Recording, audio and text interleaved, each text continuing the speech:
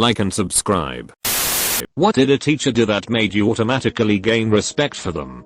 I went to a small charter school for middle school. Our English/literature teacher was brand new to teaching. If I remember correctly, she was only 22, which seemed old at the time. She always did her best to be so cheerful and make learning fun. But the thing that truly solidified her spot as my favorite teacher was that for every student's birthday she would give you a personalized mini notebook. It was just a simple small composition notebook, but she had filled the first couple pages telling me how much she loved having me as a student, how far she knew I would go, and other affirmations.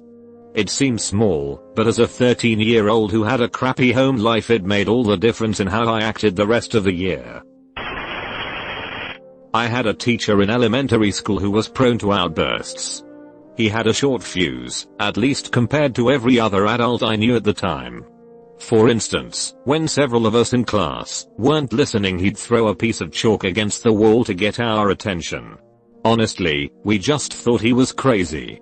A year or maybe 2 years later, the school had a talent show. Like a big one, in the gym, in front of everyone. One of my classmates was really into music and wanted to play a drum solo. Our teacher had mentioned offhand that he used to be in a band and played drums, so my classmate asked him, sort of dared, like kids often do with adults, to play a solo in front of the school. And he did. He asterisk. Rocked it asterisk. But that's not what made me respect him. Turns out the band he played for was a very successful, and at the time quite popular rock band. He left just before they became popular because he wanted to be a teacher. He chose teaching kids over the chance at fame and fortune, and didn't regret it. Edit, decided to look him up, and he's still a teacher, and doing very well. Made me smile. When I was in the first grade, my mother gave me one of many really awful haircuts. The first day back at school afterward, the kids picked on me horribly. So much that I ran out and hid. The principal found me, and we went back to the classroom, and he asked me to wait outside for a minute while he talked to the class.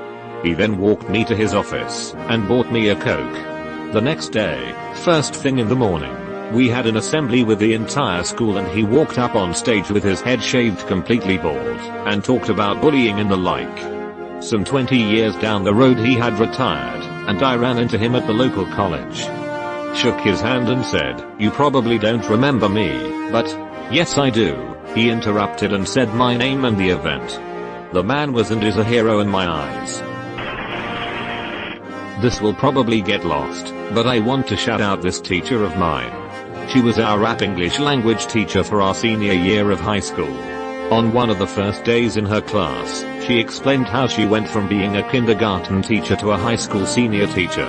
She always saw off her cute and happy kindergarten kids, but as they grew up, and they came back to visit her, a lot of them came to her troubled and dissatisfied with their lives. It made her real emotional about how people had treated these kids she loved so much, how she couldn't afford to see kids so disconnected with life, and how she didn't want them to suffer as they headed out towards college and their adult lives. So she changed curriculums and started teaching seniors. If I remember right, it always came down to sending her kids off with a smile, prepping them for the real world. I respect the hell out of her, and she'll always be one of my favorites. Truly like a mother to all her students.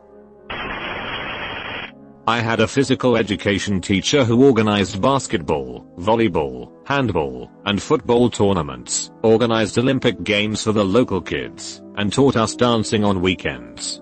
On his own. Just for us kids, because we lived in a remote place without many activities and things going on.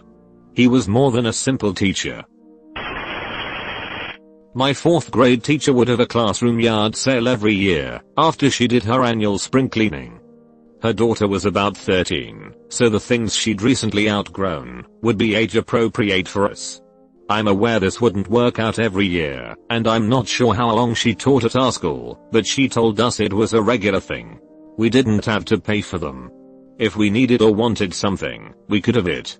There was some sort of lesson incorporated into the yard sale. How to trade, or value money or something like that. So we didn't feel embarrassed if we needed a few more things than the other kids did. I wish I could remember exactly how it worked, but this happened in 1994. She was an all-around great teacher.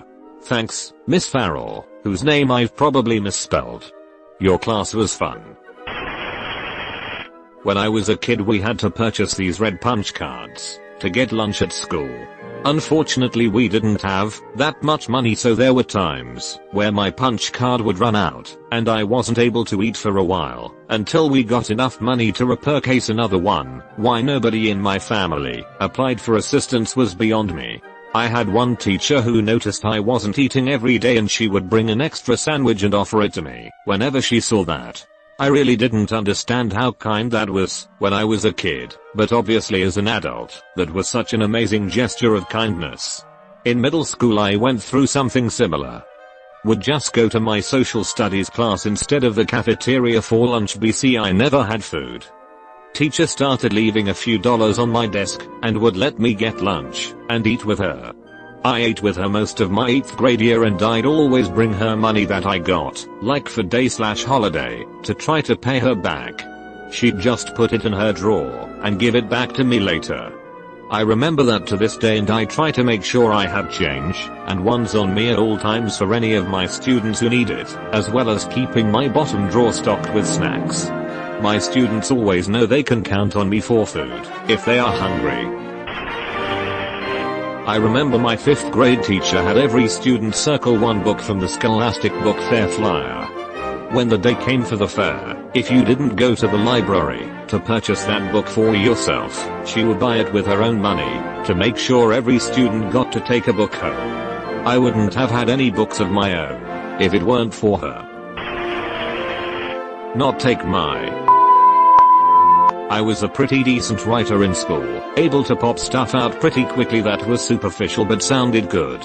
The first time I had a teacher hand my work back pointing out that I managed to compellingly fail to say anything was sort of a slap in the face that I didn't realize I needed. I had a professor once state that she doesn't believe in trick questions. Students trick themselves up enough without the professor helping that along. She never did put trick questions. It was a professor, but she said she wasn't going to have a textbook for the class. Basically, she didn't respect the textbook representatives trying to take the farmer approach to force kids to buy an $170 access code. Instant respect. You just had to show up to the lectures and she'd teach you what you needed to know.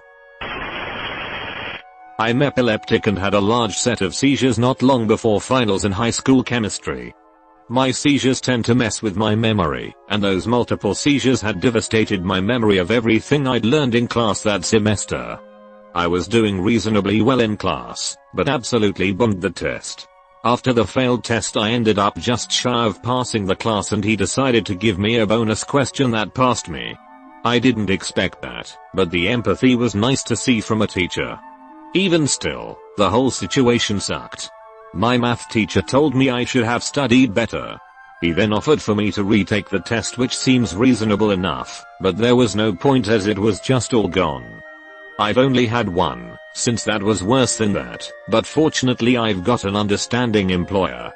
It doesn't hurt that I've got a union rep as well. One of those extra teachers that walk around the class making sure everyone is doing their work. One day he walked up to me and started talking to me about Red Dead Redemption and Spider-Man. Junior year of high school, English class. We were discussing a story we had read. One student, let's call him Carl, made a point. The teacher was dismissive and basically said Cole was wrong. The next day, after we took our seats, the teacher said, "Before we begin, I was thinking about what Carl said yesterday. I was wrong to dismiss it so quickly. Let's take a look at that again." He then went on to repeat Carl's point and initiate a conversation with the entire class. After the conversation, it became apparent Carl's point was indeed off base, but I was impressed the teacher publicly owned his mistake and went down the path he should have. Yesterday I said Cole was wrong. He's still wrong, but let's spend the whole day going into extensive detail about just how I'm wrong Cole really is. Math class, we are looking at the programming function of a graphing calculator. I tell him that finding the surface area of a regular polygon is incredibly tedious. So, we spend the next 15 minutes writing out a program on the calculator to do the math for me. The only math teacher I knew that genuinely understood that you cannot write a program to solve a math problem if you don't know how to solve it yourself. Treated kids with autism plus Asperger's like actual human beings. In my school I was in a special needs unit for kids with Asperger's and autism called the CDU, Communication Disorder Unit. The kids in there ranged from having mild Asperger's to full-on severe autism, and as such most teachers treated everyone from there like they had severe mental health problems, just because they were labeled as having autism or Asperger's, even if it was very mild. But there was one support teacher in the CDU who was genuinely just a nice dude, whether he was talking to kids who had severe autism or just some mild social anxiety. He would not talk extra slowly, or call you bud, or pal at the end of a sentence. He would talk to everyone like they were real human beings. It might seem like a small thing, but when that is how pretty much all teachers talked to you and treated you in every class, it was very refreshing to talk to someone who would talk to you based on who you were as a person, rather than treating someone differently for being labeled as autistic. It was small, but he told us he was going to be in a bad mood that day because someone stole his bike. Just treating us like people was something that was rare in that school. A math teacher went to the hospital several times to visit a student who had been seriously injured in an accident. The teacher offered companionship, free tutoring, and genuine encouragement.